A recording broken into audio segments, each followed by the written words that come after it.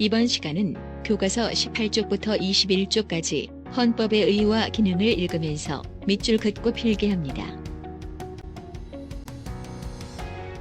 헌법의 의의와 기본 원리. 제헌절은 우리나라의 국경일 중 하나로 우리나라 최초로 헌법이 공포된 1948년 7월 17일을 기념하는 날이다. 우리나라 헌법이 만들어지기까지 1945년 8월 15일 광복절은 우리나라가 일본으로부터 독립하여 주권을 되찾은 날이다. 이후 50종 선거를 거쳐 제헌국회의원 198명이 선출되었고 7월 12일 국회를 통과한 제헌헌법이 제헌절인 7월 17일에 공포되었다. 헌법의 의의와 기능. 학습 목표. 헌법의 의의와 기능을 이해할 수 있다.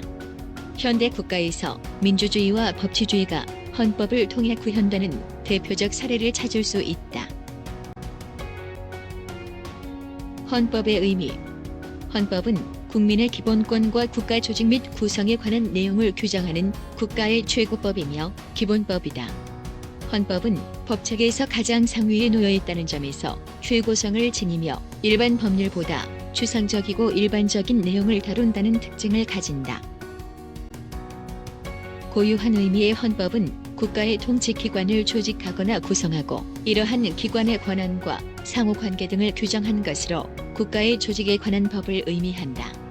그러나 근대 이후 시민사회의 형성과 함께 헌법은 사회계약의 산물로 간주되기 시작한다. 즉, 이 시기부터 헌법은 국민의 기본권을 보장하기 위해 국가의 권력을 제한하는 규범으로 작용하게 된다. 근대 입헌주의 헌법은 20세기에 이르러 복지국가 헌법으로 발전한다. 현대 민주국가에서는 모든 사람이 인간다운 생활을 보장받을 수 있도록 사회권적 기본권을 헌법으로 보장하고 있다. 사회계약설. 국가가 창설되기 이전의 자연 상태는 인간의 자유와 권리가 제대로 보장되지 못하기 때문에 사람들이 자유로운 합의, 즉 계약을 통해 국가를 형성하였다는 것. 각국의 헌법 제1조 엿보기. 독일 기본법 제1조에서는 인간의 존엄성 존중을 강조하고 있다. 프랑스 헌법 제1조에서는 프랑스는 공화국이라는 국가의 정체성을 선언하고 인간의 존엄성을 강조하였다. 미국 헌법 제1조에서는 입법권이 의회에 있다는 내용을 규정하고 있다.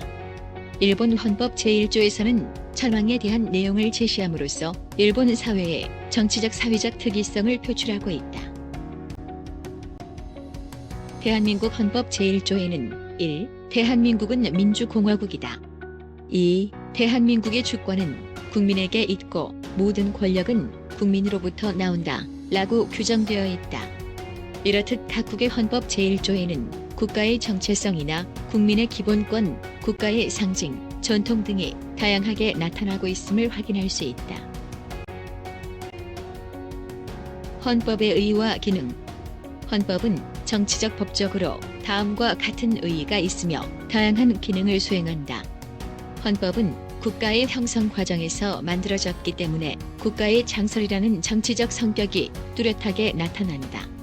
또한 헌법은 국가의 정치 생활을 주도하는 기능을 수행한다. 헌법은 국가 권력의 행사와 그 한계에 대하여 규정함으로써 헌법의 틀 안에서 정치가 이루어질 수 있도록 하는 것이다. 마지막으로 헌법은 사회 통합을 실현하는 기능을 한다. 헌법은 현대 민주사회에서 다원화된 이익을 조정하며 이를 통해 갈등을 극복하고 사회를 통합해 나간다. 한편 헌법은 국가의 법 가운데 최고 규범으로서 모든 법률이나 정책의 근거가 된다.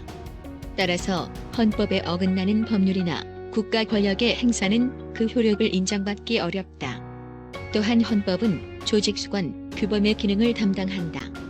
국가의 통치기구는 헌법을 통하여 권한을 부여받으므로 이를 벗어난 국가 권력의 행사는 그 정당성을 인정받을 수 없다. 아울러 헌법은 권력 제한 규범으로서의 성격도 가진다. 헌법은 국가 권력을 분립시키고 상호 견제하도록 하는데 이를 통해 국민의 기본권이 실질적으로 보장된다. 헌법은 반드시 문서 형태로만 존재하나요? 영국이나 뉴질랜드처럼 오랫동안 전해 내려오는 헌법적 원칙 또는 관습만 있고 따로 헌법전이 존재하지 않는 나라도 있습니다. 문서로 존재하지 않는 법전을 불문법, 문서로 존재하는 법전을 성문법이라고 합니다. 앞에서 살펴보았듯이 우리나라, 독일, 프랑스, 미국, 일본 등은 헌법전이 존재하는 성문법 국가입니다. 최고 규범. 독일의 법학자 켈제는 헌법을 실정법상 최상위의 법으로 보는 법단계서를 주장하였다. 이에 따르면 가장 상위의 근본 규범은 헌법이며 그 하위법으로 국회에서 제정하는 법률이 존재한다. 그 아래 단계에 행정기관이 제정하는 명령이 있으며 그 아래에 차례대로 조례와 규칙이 존재한다. 이러한 법단계는 제정 주체가 누구냐에 따라 위계가 결정되므로 전체 국민의 직접 투표로 제정되는 헌법은 가장 상위법의 지위를 가진다. 헌법의 역할. 헌법은 국민의 삶의 안정과 평화를 주고 인권에 대한 부당한 침해를 막아주는 역할을 한다. 그럼에도 불구하고 헌법 규범이 헌법 현실과 일치하지 않는 경우도 있는데 레벤슈타인은 이를 기준으로 각 나라의 헌법을 장식적 헌법, 규범적 헌법, 명목적 헌법으로 분류하였다. 레벤슈타인의 분류에 따르면 우리나라의 헌법은 어디에 해당할까? 민주주의와 법치주의는 헌법을 통해 어떤 모습으로 실현될까? 1987년 60민주항쟁으로 탄생한 87년 헌법은 우리나라의 헌정사에서 제9차 개정에 해당한다. 4.19 혁명에 따른 개헌과 함께 우리 국민의 열망이 제대로 반영된 헌법으로 평가되고 있다. 달라진 핵심 내용은 대통령 직선제와 5년 단임제, 헌법재판소의 도입 등으로 국민의 기본권을 실질적으로 보장하며 민주주의를 실현하고자 하였다. 이러한 87년 헌법은 오랜 독재로 인한 피해를 종식시키고 국민이 직접 대통령을 선출하게 되었으며 헌법재판 제도가 정착되어 헌법 현실과 헌법 규범 간의 간극을 상당 부분 해소하는 효과를 가져옴으로써 우리나라 민주주의 발전에 큰 역할을 하였다.